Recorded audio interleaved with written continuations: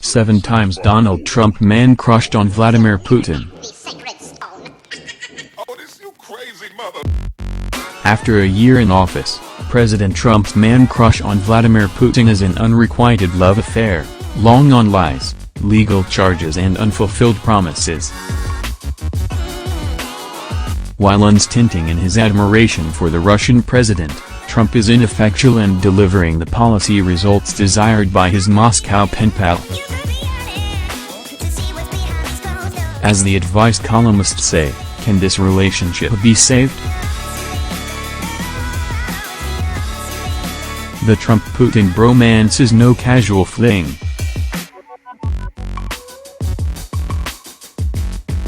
A cascade of news reports has documented previously undisclosed contacts between the Trump campaign and Russian officials during the 2016 election. Last month, The Washington Post cataloged dozens of them. On Election Day, a Trump spokesperson denied any meetings with Russians. The indictments of Trump's national security advisor, his campaign manager and deputy, and the staffer who facilitated a meeting with Russian officials provide further evidence of illegal activities by his entourage. Trump responded by calling the Russia investigation fake news. Now the Post has documented how Trump consistently rejects what at U.S. national security agencies are telling him about Russia's capabilities and intentions to manipulate the U.S. electoral process.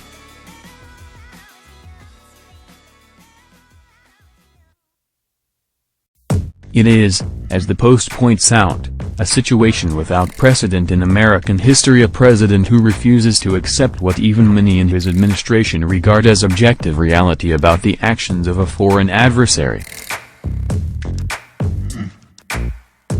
Rather than search for ways to deter Kremlin attacks or safeguard U.S. elections, Trump has waged his own campaign to discredit the case that Russia poses any threat, and he has resisted or attempted to roll back efforts to hold Moscow to account, reporters Greg Miller, Greg Jaffe and Philip Rucker write. At the same time, the president has failed to lift sanctions imposed by President Obama and approved of the closing of Russian diplomatic facilities, including its San Francisco consulate, reportedly a locus of Moscow's U.S. spying operations. Protecting Vlad. According to the Post, President Trump has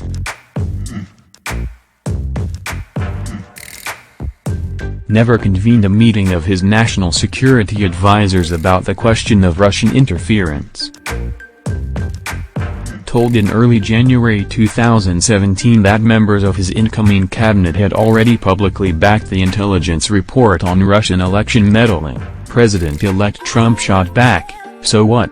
admitting that the Kremlin had hacked Democratic Party emails, he said, was a trap.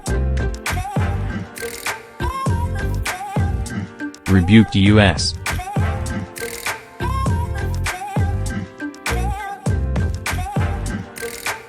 intelligence officials who provide information on Russia that conflicts with his views. Russia-related intelligence that might draw Trump's ire is in some cases not raised verbally, a former senior intelligence official told the Post. In other cases, Trump's main briefer, a veteran CIA analyst, adjusts the order of his presentation in text, aiming to soften the impact. Held a private, unscheduled meeting with Putin, without an advisor or U.S. interpreter present, which is unprecedented.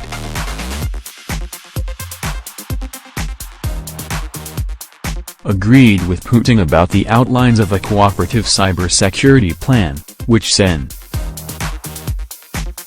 Lindsey Graham, RS.C, described as pretty close to the dumbest idea I've ever heard.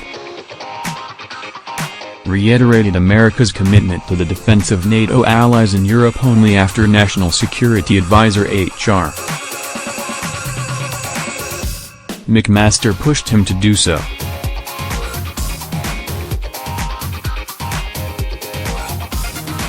Offered to return 2 Russian diplomatic compounds seized by the Obama administration on Moscow's terms and only relented when Congress intervened. Spurned Pentagon proposals to provide lethal weaponry to the Ukraine government, which is fighting Russian-backed separatists. While no doubt a favor to Putin, rejecting military aid to Ukraine is also a defensible U.S. policy. Overall, U.S.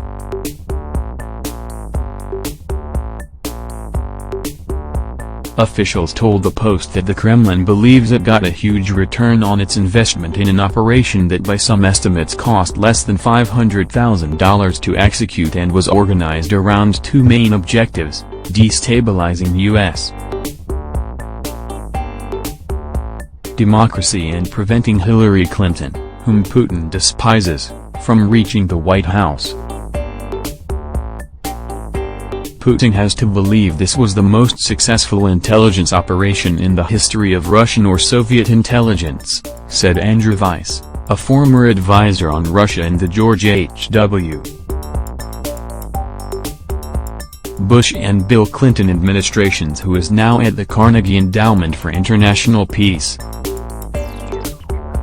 It has driven the American political system into a crisis that will last years. Alienation of affection.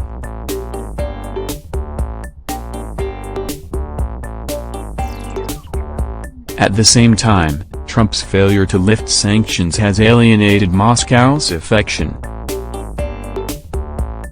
When Trump reluctantly signed a new set of sanctions overwhelmingly approved by Congress in July, Russian Prime Minister Dmitry Medvedev posted on Facebook that the president had shown complete impotence, in the most humiliating manner, transferring executive power to Congress.